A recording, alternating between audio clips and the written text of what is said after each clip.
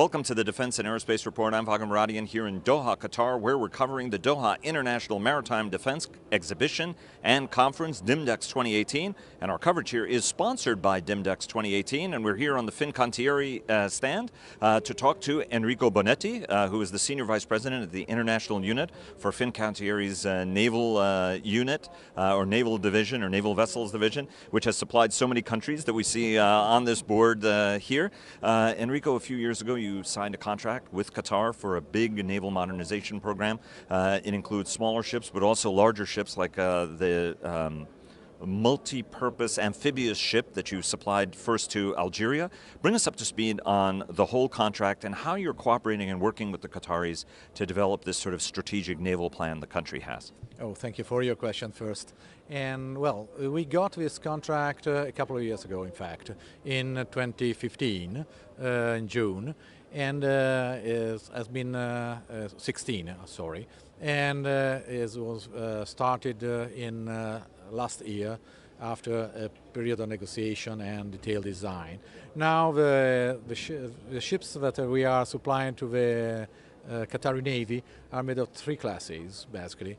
4 corvettes, 3,000 tons displacement. It's quite a heavy corvette, quite a heavy armed ship, and the LPD that you mentioned before, and 2 OPVs, basically, are 2 smaller corvettes, fast aircraft.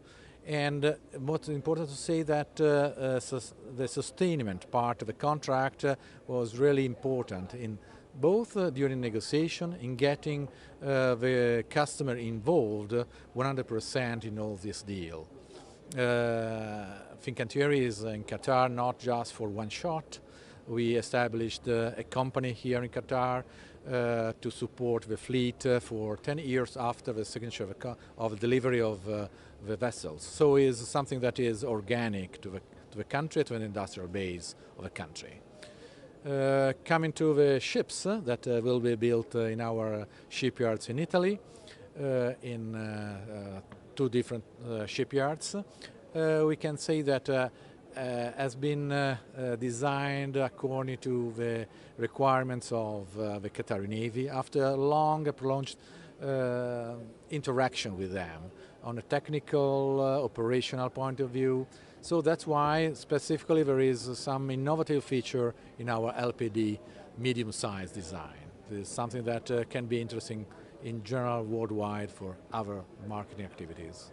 And what do you think makes it so attractive? Because it's a large helicopter deck, it has a troop capacity, it has a well deck. What do you think are some of its most attractive features for navies around the world?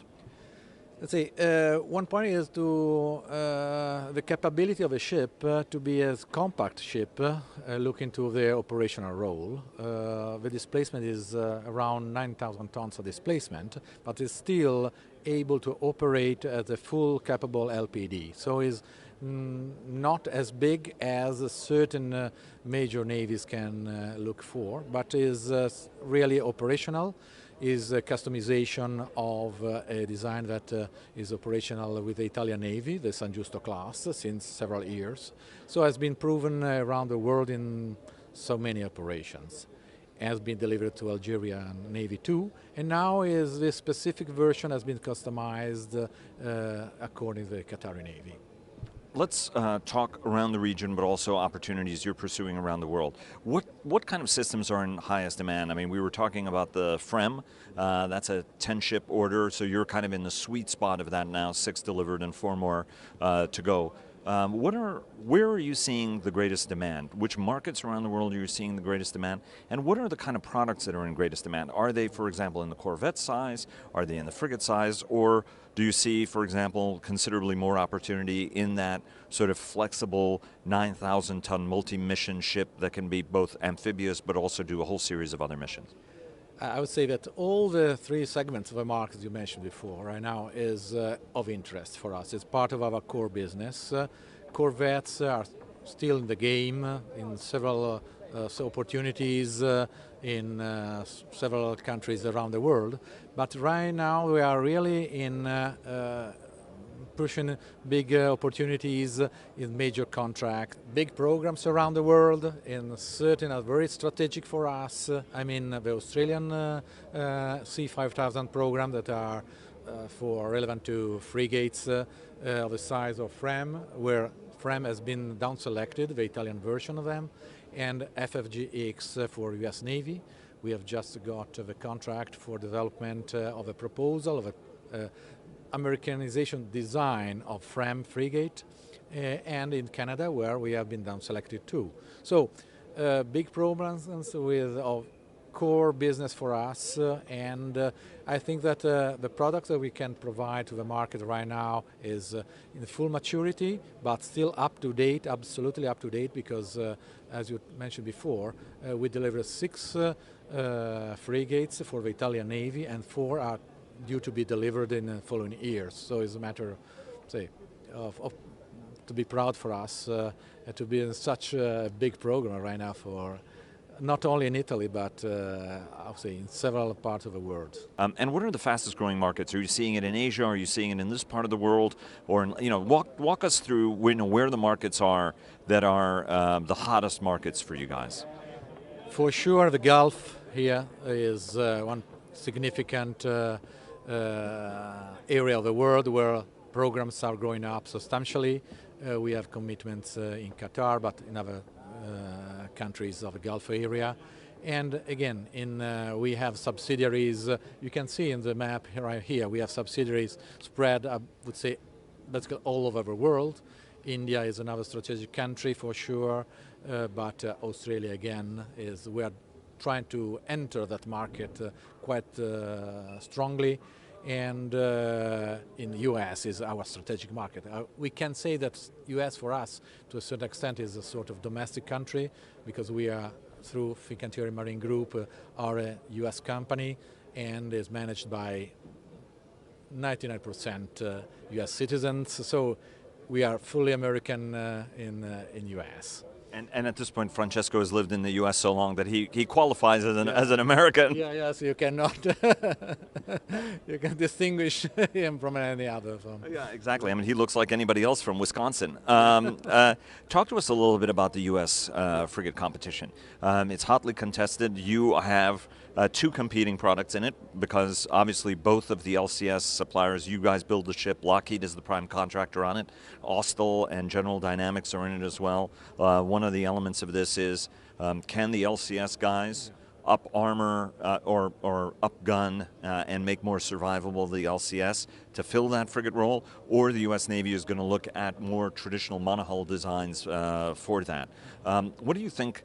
And I asked Francesco this question, but what do you see as the most attractive features? I mean, what gives you confidence that your ship is the right ship for the U.S. Navy?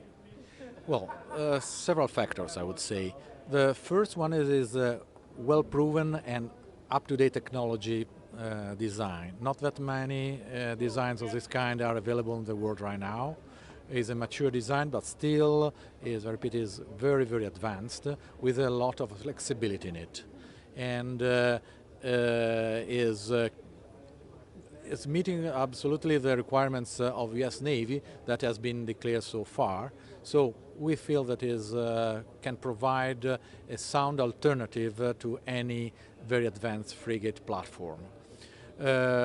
The flexibility of design, I repeat, is quite important. It's because we managed to have different versions for Australia. We are still developing the version with Lockheed Martin subs and Australian CFAR radar. So there is a lot of alternatives that, due to the growth margin inherent in this design, can be allocated on the ship.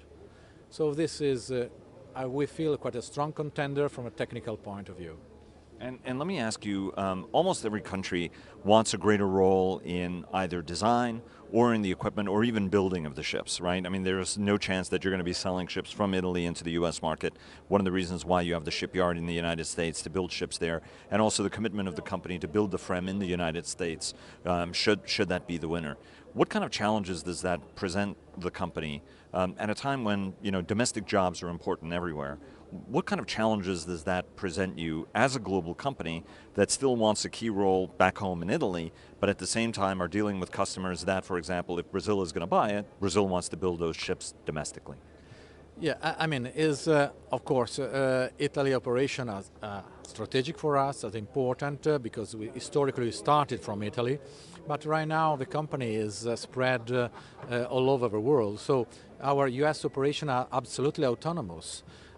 We are providing to any support from Italy because we are the designer, but in fact the development of the design according to the requirements of U.S. Navy will be performed, I would say, 99% in US. So it's not a matter of links with Italy.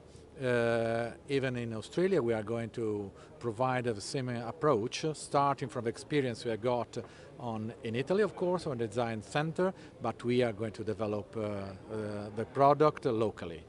And in US, to the maximum extent, of course, we are absolutely committed to, and we are performing in this way. In fact, all the technical activities are performed or in Marinette, say, Washington area, now with the help of Gibbs and Cox, you see, of Trident Marine is on the press, is open source literature that we are teaming up with technical entity to support us, our design development in the US. So. Enrico, thank you very much. We really appreciate it, and best of luck on the market, and look forward to running into your ships. Thank you. The ship, however, is moored here in Doha right now, a Frigate. Well, that's fantastic. We'll, somebody told us about that, so we're going to visit the ship and take a look at it. You are invited anytime. Thank you. Grazie mille.